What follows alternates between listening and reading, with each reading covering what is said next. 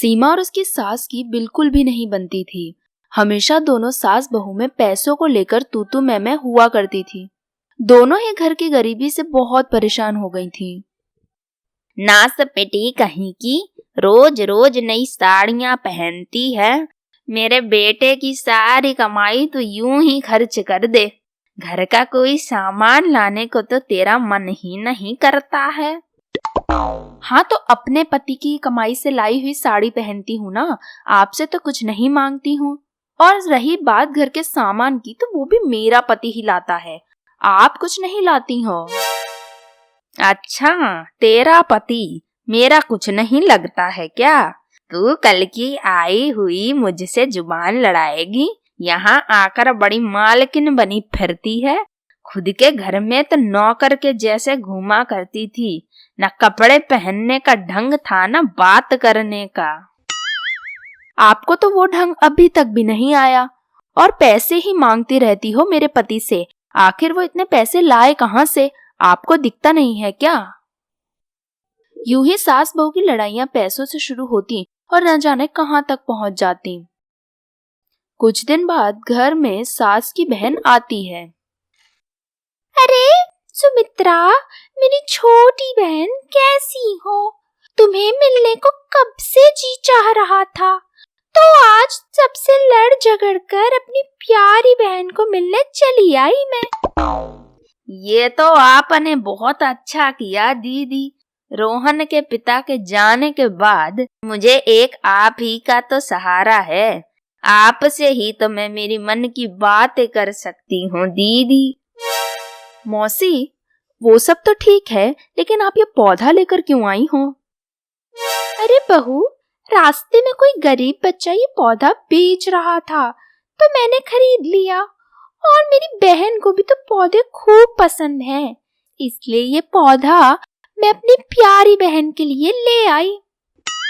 बहुत सुंदर पौधा है दीदी, इसे मैं यहीं रखूंगी बहुत संभाल कर। आखिरकार आपका दिया हुआ तोहफा जो है। ठीक है, आप दोनों बैठिए, मैं आपके लिए खाना बना कर लाती हूँ। अब तुम्हारी बहू तुमसे लड़ती है क्या सुमित्रा? हाँ दीदी, क्या बताऊं, पैसों की घर में जो कमी चल रही है वो मैं किसी से नहीं कह सकती हूँ।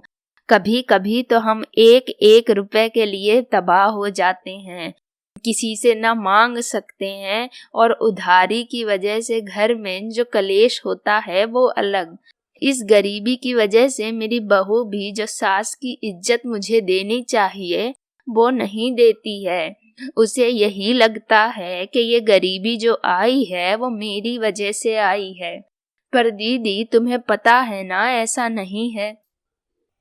फिर कुछ देर बाद सास की बहन वहां से चली जाती है।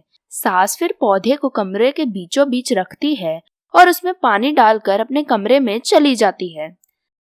अगले दिन जब दोनों सास बहू बाहर आती हैं, तब माँ जी, ये दिख रहा है ना आपको, ये पौधा कल से कितना बड़ा हो गया है, और तो और इस पे 2000 की नोट भी लगी हुई है माँ जी।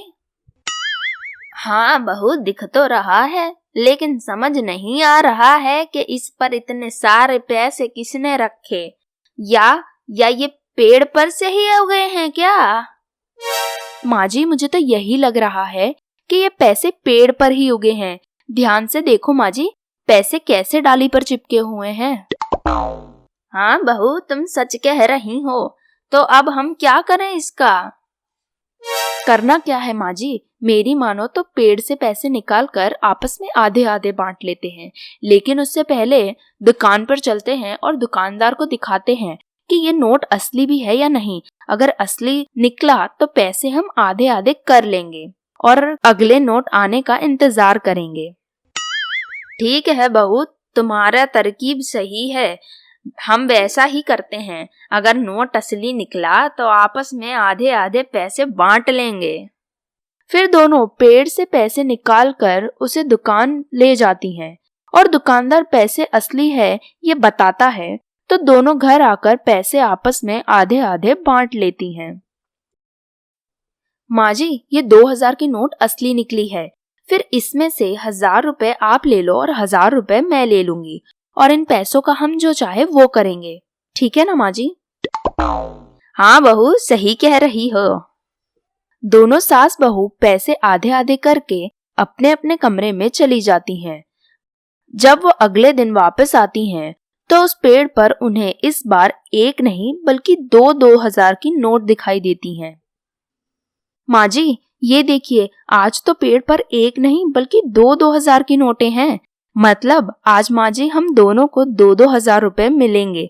मतलब कल के मुकाबले सीधे दुगने पैसे माँ जी। मुझे तो इतनी खुशी हो रही है, मैं क्या कहूँ आपसे। हाँ बहू, मुझे भी बहुत खुशी हो रही है। आखिरकार हम पैसों को लेकर कितना समय से परेशान थे।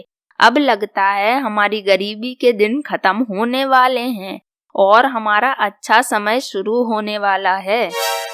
हाँ माँ जी, मुझे भी यही लग रहा है।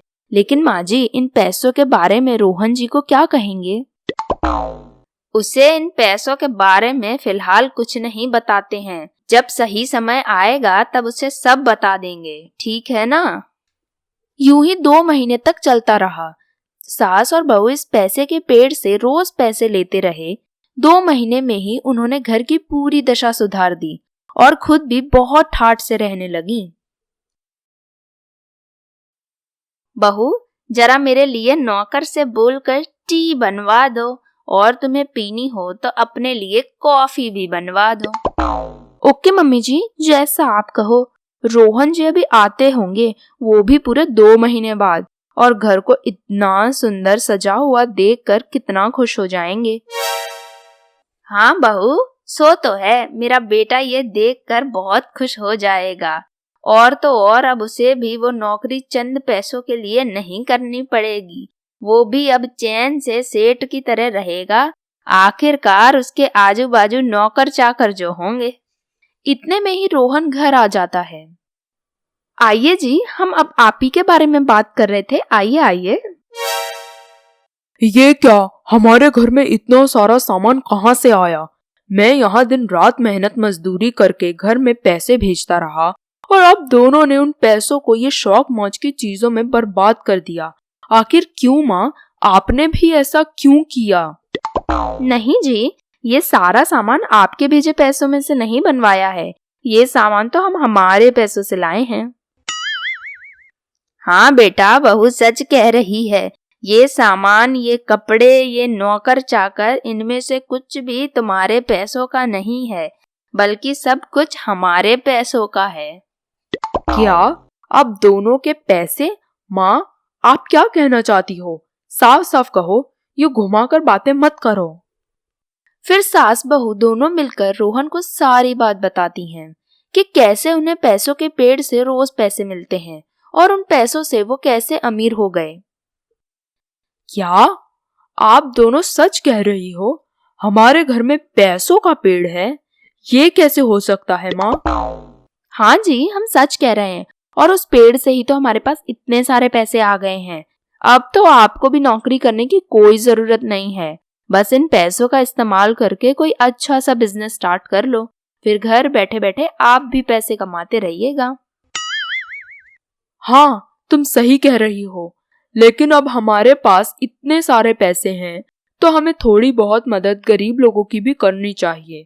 हमें ये पैसे अकेले को इस्तेमाल नहीं करने चाहिए, बल्कि कई पैसों का दान कर देना चाहिए ताकि गरीब लोगों को भी कुछ न कुछ मदद मिलती रहे।